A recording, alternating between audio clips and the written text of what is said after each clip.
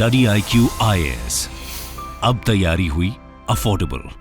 चुनाव आयोग जिस हिसाब से कार्य कर रहा है, क्या वो इंडिपेंडेंट है, क्या वो ऑब्जेक्टिव है, क्या वो तथ्यपरक है, वो आज के लिए भी चुनाव आयुक्त उनके लिए चैलेंज है। लालू जी, मैं ऑब्जर्वर बोल रहा हूं। बोले अरे अरे माफ कीजिएगा, मैं समझा कलेक्टर साहब है। कि जो सुप्रीम कोर्ट ने व्यवस्था दी थी, शायद अगर वही व्यवस्था रहती तो लोगों का विश्वास इलेक्शन कमीशन में ज्यादा बनता। भारत ही एक ऐसा देश है जहां पर इलेक्ट्रॉनिक वोटिंग मशीन से चुनाव होता है। आपको जानकर आश्चर्य होगा कि विकसित देश यूएसए है, यूके है, इन सब कंट्रीज में अभी भी बैलेट पेपर का उपयोग होता है। ऐसा नहीं है कि आज की तारीख में बूथ कैप्चरिंग नहीं होती, आज की तारीख में भी कदाचित ऐसी शिकायतें आती हैं बूथ कैप्चरिंग की।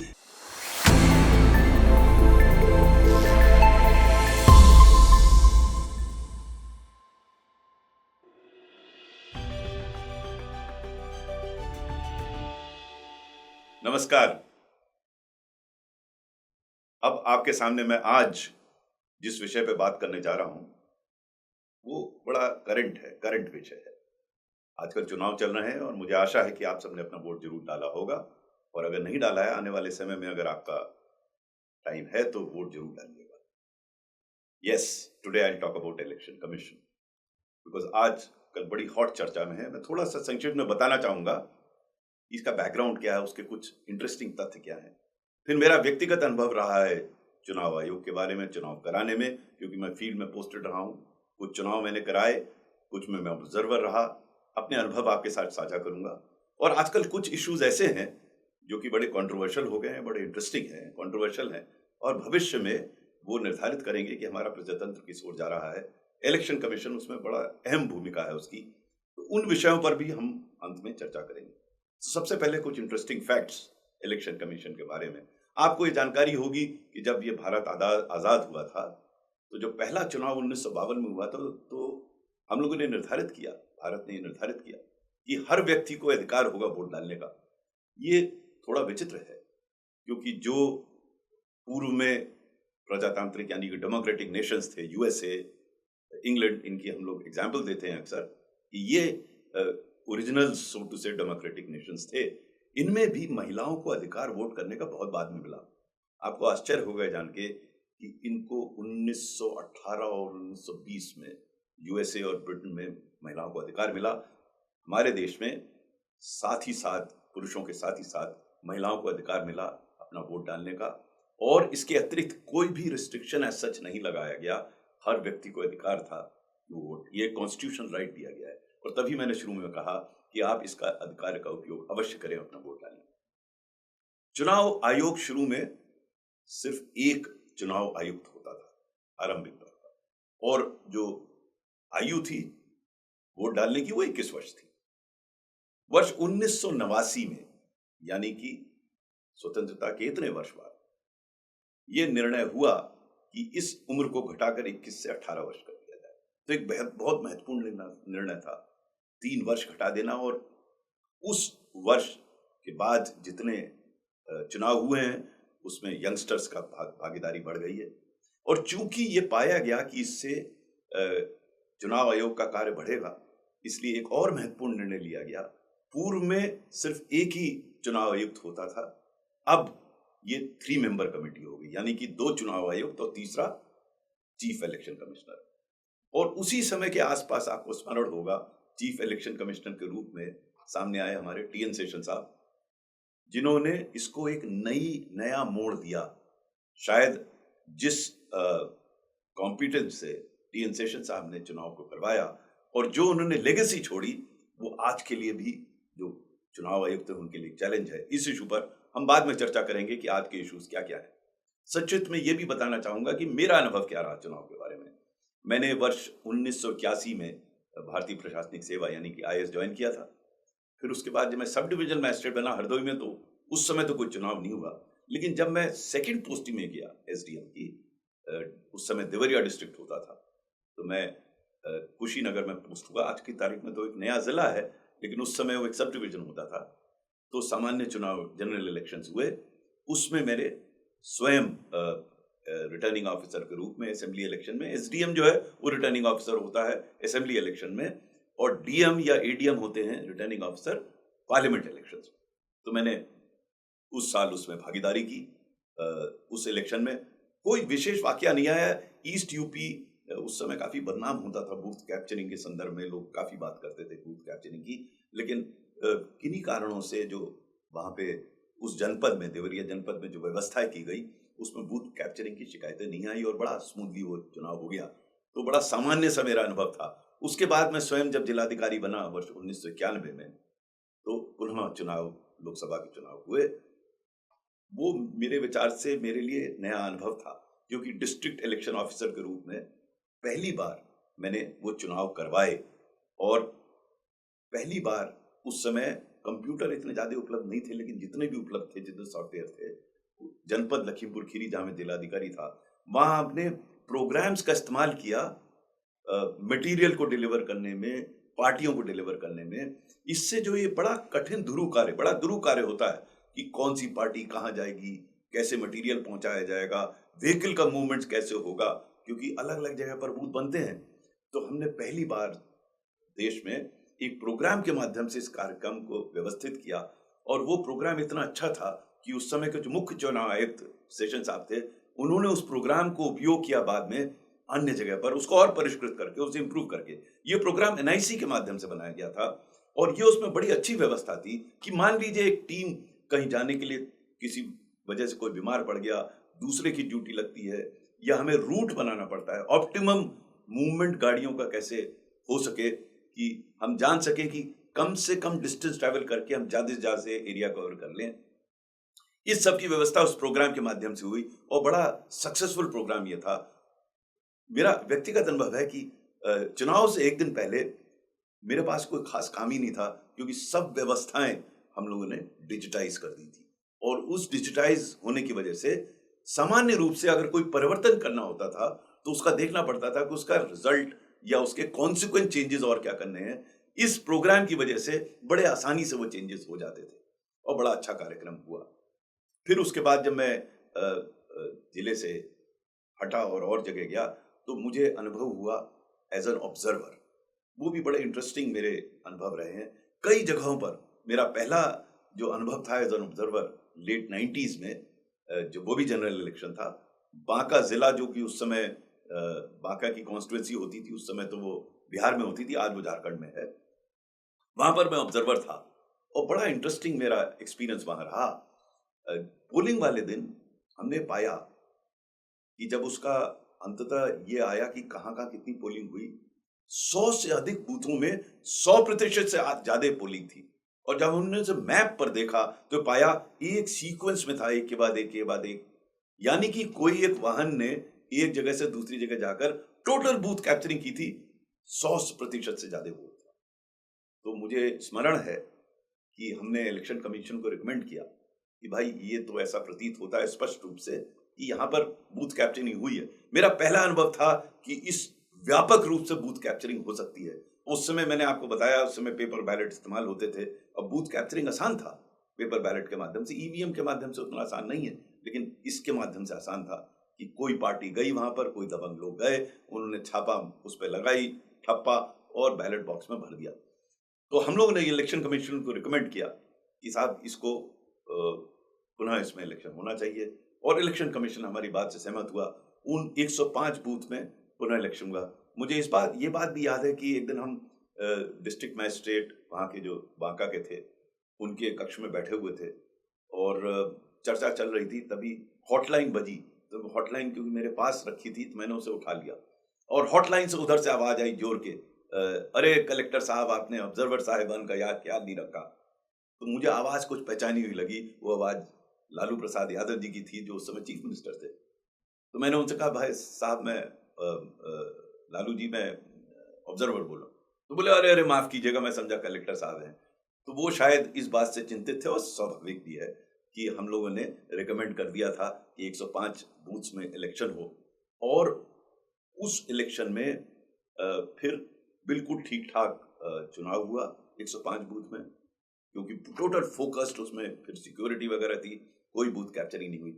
ये मैं आपको इसलिए बता रहा हूं कि भारतीय चुनाव, इंडियन इलेक्शन, जैसे डेमोक्रेसी हमारी इवॉल्व हो रही है, वैसे इलेक्शंस भी इवॉल्व हो रहे हैं। पहले बूथ कैप्चरिंग की बहुत शिकायतें आती थी। ऐसा नहीं है कि आज की तारीख में बूथ कैप्चरिंग नहीं होती, आज की तारीख में भी कदाचित ऐसी शिकायतें आती हैं बूथ कैप्चरिंग की, लेकिन वो संख्या बहुत कम हो गई है, क्योंकि ईवीएम के माध्यम से उस प्रकार की बूथ कैप्चरिंग संभव नहीं है कि कोई जना जाके बैलेट पेपर पर अपना ठप्पा लगा के और बैलेट बॉक्स में डाल दे, क्योंकि इसमें शनाख्त इंडिविजुअली होती है, फिर उसका बटन दबता है। और एक नई व्यवस्था जो आई है वीवीपैट की, जो कि आजकल चर्चा में भी बनी हुई है, वीवीपैट, उसके बारे में संक्षिप्त में बताना चाहूंगा, क्योंकि ये प्रकरण सुप्रीम कोर्ट तक पहुंचा हुआ है कि जो भी वोट डाला जाता है, क्या उसकी 100% जांच हो या ना हो। इलेक्शन कमीशन ने इस बात को कहा है कि इसमें काफी समय लगेगा, जांच होनी चाहिए या नहीं होनी चाहिए, इस बात पे चर्चा हुई है बहुत ज्यादा, और कदाचित आज कल में अगर नहीं आया होगा तो निर्णय आ जाएगा सुप्रीम कोर्ट का कि किस प्रकार से होनी है। लेकिन ये बड़ा स्पष्ट है कि पहले जैसे बैलेट पे होता था, ये कार्य पूरे 20th सेंचुरी में 1952 से लास्ट जो चुनाव हुआ 2004 तक बैलेट पेपर से चुनाव होता था। फिर ये एक्सपेरिमेंट हुआ केरला में एक कॉन्स्टिट्यूंसी में कि क्या ईवीएम यानी कि इलेक्ट्रॉनिक वोटिंग मशीन का उपयोग हो सकता है, और अंततः यह निर्णय हुआ कि समस्त चुनाव इलेक्ट्रॉनिक वोटिंग मशीन से कराया जाए। मेरे विचार से शायद भारत ही एक ऐसा देश है जहां पर इलेक्ट्रॉनिक वोटिंग मशीन से चुनाव होता है। आपको जानकर आश्चर्य होगा कि विकसित देश यूएसए है, यूके है, इन सब कंट्रीज में अभी भी बैलेट पेपर का उपयोग होता है, और यहाँ भी हिंदुस्तान में भी अब शायद कुछ लोगों का ये सुझाव है कि इसको वापस बैलेट पेपर किया जाए, क्योंकि ये कई लोगों को ये संशय है कि इलेक्ट्रॉनिक वोटिंग मशीन मैनिपुलेट की जा सकती है। मैं उस कंट्रोवर्सी में नहीं जाना चाहूंगा, लेकिन मेरा स्पष्ट मानना है कि electronic voting machine is certainly a marked improvement over paper ballot. अगर उसमें इलेक्ट्रॉनिक वोटिंग मशीन में या वीवीपैट मशीन में अगर कुछ सुधार करने हैं या वेरिफिकेशन करना है, वो बात अलग है, लेकिन ये बात कहना मेरे व्यक्तिगत मत में उचित नहीं है कि हम वापस बैलेट पेपर पे जाएं। अगर कोई कमी है इलेक्ट्रॉनिक मशीन में या वीवीपैट में, तो उस पर अलग से चर्चा होनी चाहिए और उस पर सुधार की बात होनी चाहिए, लेकिन वापस जाना ये रेट्रोग्रेड स्टेप होगा, क्योंकि अन्य देशों में भी अब इस बात पे चर्चा चल रही है कि कैसे हम टेक्नोलॉजी का उपयोग करके इस संपूर्ण चुनाव को और पारदर्शी बनाएं। जितनी पारदर्शिता इलेक्ट्रॉनिक सिस्टम में है, उतनी पारदर्शिता उसमें बैलेट पेपर में नहीं है। तो ये एक मेजर कंट्रोवर्सी है जिसपे आज भी चर्चा हो रही है, आने वाले दिनों में भी चर्चा होगी कि अगर इलेक्ट्रॉनिक, क्योंकि कुछ लोगों का एक कथन है, मानना है कि इलेक्ट्रॉनिक वोटिंग मशीन मैनिपुलेट की जा सकती है, जो अभी कंक्लूसिवली स्टैब्लिश नहीं हुआ है। हाँ, कुछ लोगों ने ऐसे दृष्टांत दिखाए हैं जहां पर इसकी संभावना प्रतीत होती है। लेकिन इलेक्ट्रॉनिक वोटिंग मशीन की वजह से कई लाभ हुए हैं। एक तो बूथ कैप्चरिंग बिल्कुल लगभग समाप्त हो गई है, बूथ कैप्चरिंग बिल्कुल नहीं होती। दूसरा, इनका रखाव, इनकी काउंटिंग, पहले 2-2, 3-3 दिन काउंटिंग चलती थी, क्योंकि एक एक बैलेट पेपर को निकालना पड़ता था, उसको काउंट करना पड़ता था। अब यह फटाफट काउंटिंग हो जाती है, बटन दबाते ही नंबर आने शुरू हो जाते हैं और उसको देखा जा सकता है। तो जहां तक इलेक्ट्रॉनिक वोटिंग मशीन और वीवीपैट का सवाल है, मेरे विचार से ईवीएम एक निश्चित सुधार है बैलेट पेपर पर। दूसरा जो आजकल कंट्रोवर्सी का विषय बना हुआ है, वो इलेक्टोरल बॉन्ड्स का। अब ये भी एक बड़ा कंटेंशियस इशू है। देखिए, पहले भी चुनाव होते थे और चुनाव में बहुत खर्चे होते थे। चुनाव आयोग इस पे सीमा निर्धारित करता था कि कितना खर्चा होगा, और वो सीमाएं धीरे धीरे बढ़ती हैं, लेकिन सीमा एक निर्धारित है। लेकिन समस्या खर्चे से ज्यादा इस बात की थी कि कई व्यक्तिगत या इंस्टीट्यूशनल फंडिंग करते थे, जो पॉलिटिकल पार्टीज को फंडिंग करते थे, जो कि ट्रांसपेरेंट नहीं थी। और इसी को दृष्टिगत रखते हुए निर्णय हुआ, इस पे लॉ भी लाया गया, जिसको सुप्रीम कोर्ट ने अभी अमान्य घोषित किया है, अनकॉन्स्टिट्यूशनल घोषित किया है। लेकिन एक लॉ लाया गया इलेक्टोरल बॉन्ड्स का, जिसके माध्यम से कोई भी संस्था पॉलिटिकल पार्टीज को कंट्रीब्यूट कर सकती है, यानी कि बॉन्ड्स को सब्सक्राइब कर सकती है, और वो पार्टी उसको भुना के, यानी कि पैसे लेकर अपना प्रचार प्रसार कर सकती है। अब इसमें समस्या कहां आई? मेरे विचार से उसमें समस्या पर से इलेक्टोरल बॉन्ड में नहीं थी। ये आइडिया अच्छा था, जैसे सरकार में होता है कि कई बार पॉलिसीज बहुत अच्छी होती हैं, लेकिन जब उनका क्रियान्वयन होता है तो शायद वो क्रियान्वयन जिस हिसाब से होना चाहिए वो नहीं होता है। वही शायद मेरे विचार से इलेक्टोरल बॉन्ड के साथ हुआ। इलेक्टोरल बॉन्ड का मुख्य उद्देश्य ये था कि इस पूरी व्यवस्था को, जो कंट्रीब्यूशन दिया जाता है पॉलिटिकल पार्टीज को, इसको ट्रांसपेरेंट, पारदर्शी बनाया जाए। लेकिन उसमें एक व्यवस्था गड़बड़ हो गई। अगर जो व्यक्ति कंट्रीब्यूट कर रहा है उसका नाम अगर नहीं पता लगेगा और उसने कितनी धनराशि दी नहीं पता लगेगा, तो ट्रांसपेरेंसी कहाँ रही? फिर तो ओपेसिटी हो गई। मेरे विचार से अगर ये व्यवस्था उसमें होती, और आने वाले वर्षों में उस पर विचार किया जा सकता है, ये व्यवस्था होती कि किस व्यक्ति या संस्था ने किस संस्था पार्टी को कंट्रीब्यूशन किया है, अगर ये जानकारी उसमें मिल जाए तो पूरी व्यवस्था ट्रांसपेरेंट है। उससे ये जानकारी हो सकेगी कि उस व्यक्ति ने वो पैसा किसी दबाव में तो नहीं दिया। उससे ये जानकारी हो सकेगी कि उस कंट्रीब्यूशन के फलस्वरूप उसको कोई लाभ तो नहीं पहुंचाया गया। जैसा कि इन इलेक्टोरल बॉन्ड से धीरे धीरे स्पष्ट हुआ है कि कई बार ऐसा आभास मिलता है, क्योंकि ये सूचना सुप्रीम कोर्ट ने जब कहा तब उपलब्ध हुई जनसाधारण को कि किस व्यक्ति ने या संस्था ने किस पार्टी को धनराशि दी, और उसको फिर लिंक किया जा सका कि उसके विरुद्ध या तो कोई कार्रवाई चल रही थी, उसको रोका गया, या उसका कोई फेवर किया गया। ये चीजें फिर जन सामान्य को साधारण रूप से प्राप्त हो सकेंगी। अभी तो क्योंकि सुप्रीम कोर्ट ने डायरेक्शन दिया था इसलिए ये बात जानकारी मिली, लेकिन मान लीजिए अगर इलेक्टोरल बॉन्ड में ये व्यवस्था पूर्व में हो, ये जानकारी मिल सके जन सामान्य को, जनसाधारण को, कि किस व्यक्ति ने किस पॉलिटिकल पार्टी को कंट्रीब्यूशन दिया है, तो ये सामान्य रूप से सामने आ जाएगा कि उसको इस कंट्रीब्यूशन के फलस्वरूप कोई लाभ तो नहीं मिला है। मेरे विचार से अगर इलेक्टोरल बॉन्ड में व्यवस्था होती तो शायद जो कंट्रोवर्सी आज हम देख रहे हैं वो कंट्रोवर्सी नहीं होती। तीसरा जो महत्वपूर्ण है बिंदु है, वो बिंदु है चुनाव आयोग जिस हिसाब से कार्य कर रहा है, क्या वो इंडिपेंडेंट है, क्या वो ऑब्जेक्टिव है, क्या वो तथ्यपरक है, क्या चुनाव आयुक्त इंडिपेंडेंट है? आप सबको जानकारी होगी कि चुनाव आयोग के जो आयुक्त होते हैं उनकी नियुक्ति के लिए सुप्रीम कोर्ट ने एक निर्णय दिया था। एक समय पर सुप्रीम कोर्ट ने कहा था जब तक इस पे अन्य व्यवस्था नहीं बन जाती तब तक 3 सदस्यीय कमेटी चयन करेगी कि चुनाव आयुक्त कौन होगा। उस 3 सदस्यों में प्रधानमंत्री होना था, सुप्रीम कोर्ट के चीफ जस्टिस होने थे, और तीसरा लीडर ऑफ ऑपोजिशन होता। इन 3 लोगों को ये सुप्रीम कोर्ट ने व्यवस्था दी थी, लेकिन उस व्यवस्था में कहा गया था कि जब तक इसकी समुचित सामान्य व्यवस्था नहीं हो जाती, सरकार एक लॉ लाई, उस लॉ में स्थापित किया कि प्राइम मिनिस्टर उस कमेटी को हेड करेंगे और प्राइम मिनिस्टर द्वारा नामित एक मिनिस्टर उसके सदस्य होंगे और लीडर ऑपोजिशन होंगे। यानी कि इसमें परिवर्तन आ गया। कदाचित, ये अगेन मेरा व्यक्तिगत मत है, इसमें मत भिन्नता हो सकती है, मेरा व्यक्तिगत मत है कि जो सुप्रीम कोर्ट ने व्यवस्था दी थी, शायद अगर वही व्यवस्था रहती तो लोगों का विश्वास इलेक्शन कमीशन में ज्यादा बनता। देखिए, विश्वास केवल कार्य से नहीं बनता, जैसे पुरानी कहावत है ना, justice should not only be done, it should appear to have been done. तो इस अपीयरेंस के लिए या एक्चुअल जस्टिस के लिए आवश्यक था कि चयन चुनाव आयोग का उस प्रकार से होना चाहिए था जैसा कि सुप्रीम कोर्ट ने कहा। ऐसा नहीं कि पूर्व में भी चुनाव आयुक्तों का नियुक्ति सरकार द्वारा की जाती थी, उसमें सुप्रीम कोर्ट या सुप्रीम कोर्ट के जज की कोई भूमिका नहीं थी। लेकिन जो जैसे जैसे हम इवॉल्व कर रहे हैं, जैसे जैसे आज की तारीख में हमें जानकारी मिल रही है, जैसे जैसे व्यवस्थाएं बन रही है, उसके अनुसार यदि उसमें सुप्रीम कोर्ट के चीफ जस्टिस यदि रहते तो उचित होता। ये तो हुई उनके चयन की। अब बात आती है कि उनके रिमूवल की। रिमूवल में जो चीफ इलेक्शन कमिश्नर हैं उनको सुप्रीम कोर्ट जज के जो व्यवस्था है यानी कि इम्पीचमेंट के माध्यम से ही उनको हटाया जा सकता है। इसलिए बड़े सिक्योर है चीफ इलेक्शन कमिश्नर, और इलेक्शन कमिश्नर को चीफ इलेक्शन कमिश्नर की रिकमेंडेशन पर ही हटाया जा सकता है। तो जहां तक हटाने का प्रश्न है, आई थिंक काफी उनको सिक्योरिटी दी गई है। दो जो प्रकरण अशोक लवासा का सामने आया था, जो कि चुनाव आयुक्त थे, वो मुख्य चुनाव आयुक्त बनते अगर वो रहते वहां पर, उनको किसी अन्य कारणों की वजह से ऐसा आभास हुआ कि चूंकि उनके परिवार के विरुद्ध कुछ कार्रवाई शुरू की गई तो उन्होंने रिजाइन कर दिया और वो किसी एशियन डेवलपमेंट बैंक में जाके उन्होंने ज्वाइन किया। ये जो इस प्रकार के प्रकरण होते हैं उससे जो जो जो इंस्टीट्यूशन की क्रेडिबिलिटी है उस पर कुप्रभाव पड़ता है।